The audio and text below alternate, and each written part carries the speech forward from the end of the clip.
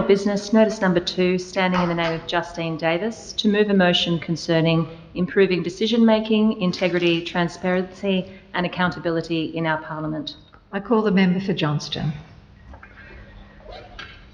Madam Speaker, I move that this Assembly recognise the critical importance of improving decision-making, integrity, transparency and accountability in our Parliament, and to that end commits to the following measures: re-establishing scrutiny committees that allow for public submissions and thorough review of bills before the Parliament, limiting government-to-government questions, Dorothy Dix's in the chamber to a maximum of 2 out of every 3 parliamentary sitting days, and exploring pathways to enhance public engagement and participation in the legislative process, including through citizens' juries.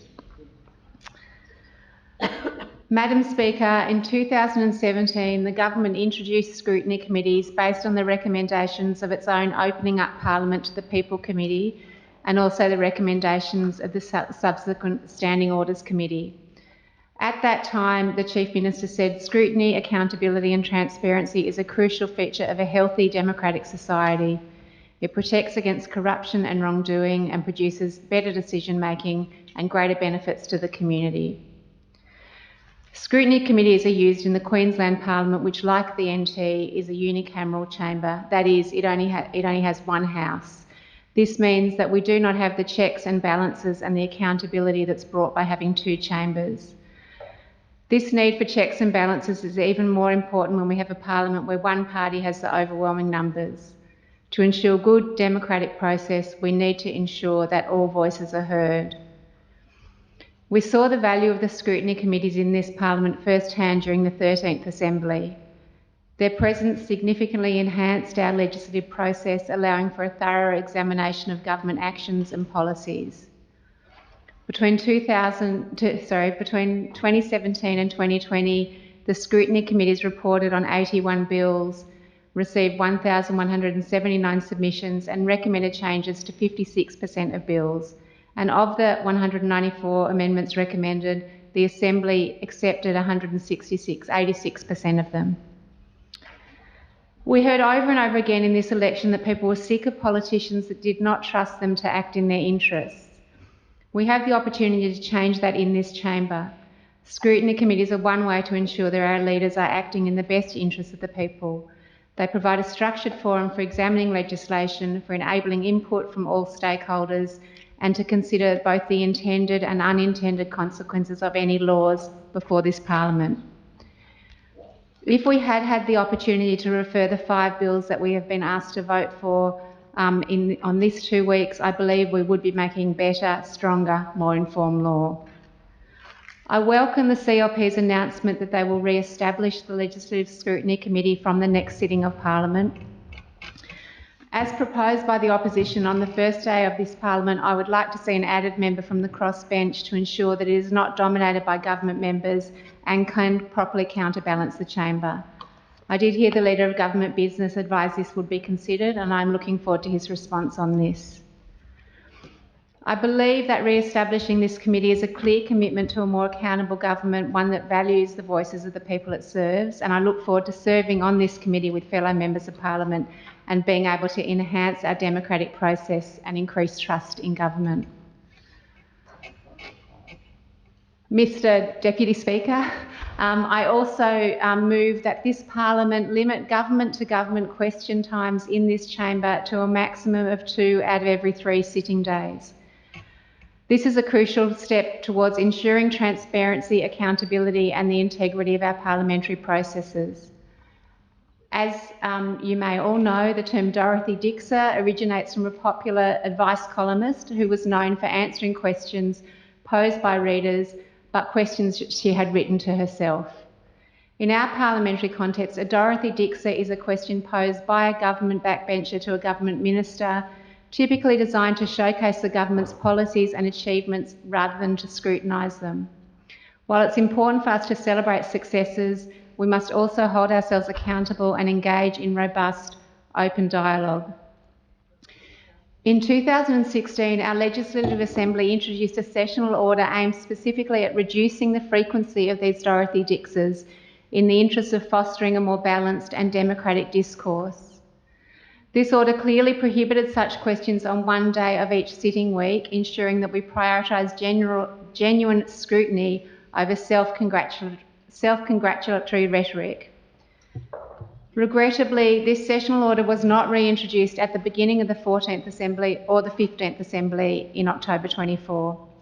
This absence has created a situation where question time has the potential to devolve into a platform for ministers to promote their achievements rather than engaging in the critical examination that our democratic process demands.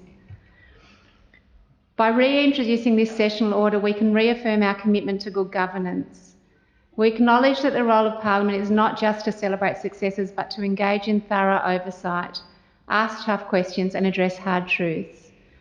The people of the Northern Territory deserve a government that is willing to be held accountable, and limiting Dorothy Dix's is a meaningful way to facilitate that accountability. In addition, this motion would encourage a more dynamic and effective use of our question time. By reserving it primarily for the crossbench and opposition members, we empower those who represent the voices of all of our constituents, those who are often on the front lines witnessing firsthand the impact of our policies and decisions. We need to bring these questions to government and compel it to provide thoughtful and comprehensive responses. And in addition, Mr. Deputy Speaker, I ran on a platform of doing politics differently and of bringing community voice into the Parliament. I believe this House should belong to the people, and I believe we need to approach our work of lawmaking for the Northern Territory with the community, the whole community, at its heart. It heartens me to hear the CLP say in this chamber over and over again that they believe in listening to community and doing what the community has told them they want. This is what I believe in too. And I know that to ensure that people's views, all people, are considered and represented, we need good process. Process beyond mainstream media and privately funded campaigns, often representing vested and special interests. We need processes to make sure that there are pathways for people to truly talk about what matters to them and what their ideas are for addressing these concerns. The CLP talk a lot in this chamber about their mandate based on the people that voted for them. To be clear, according to the NTEC, the CLP received approximately 48.9% of the primary vote. Our actual mandate in this House is to represent 100% of the Northern Territory. We need to put whatever processes we can in place to make sure that we are doing that. I urge this chamber to commit to exploring pathways to enhance public engagement and participation in the legislative process. This can include building on existing mechanisms such as Youth Parliament and Have Your Say, and developing new processes which have been used in other governments, both local, state, territory and national, to bring people into Parliament in a meaningful way. This can include processes of deliberative democracy, citizen panels and citizen juries. I recognise these may be new concepts for people in this chamber, and I'm happy to provide links to resources and information on this, including an excellent resource that I have a copy of here if anyone wants, an introduction to deliberative democracy for members of Parliament. In brief, a citizens' assembly or a citizens' jury is a geographically representative cohort to ensure that the voices of the whole community are heard. It brings people together to consider issues of public importance, provides them with information to make decisions, facilitates a process to make recommendations, and then uses those recommendations to inform decision making. In our own communities, both Darwin and Palmerston councils have used this model to help them develop strategic plans and develop their budgets. Throughout Australia, these models have been used in South Australia for over a decade. In Victoria and New South Wales, there are examples of citizens' assemblies and citizens' juries at the local and state government levels, facilitating effective and inclusive decision making. Internationally, many parliaments use this model to great effect, including the Scottish Parliament, the Irish Parliament and the German Parliament, and describe it as enhancing their decision-making processes. These examples illustrate the power of bringing citizens into the fold, ensuring that legislative actions are grounded in the voices of those who we serve. One of the things that I love about the Northern Territory is that we have a strong belief in doing things differently. We have the opportunity to make this Parliament a beacon of democratic innovation, an example of how to truly connect with our communities, listen to their voices and act upon their needs.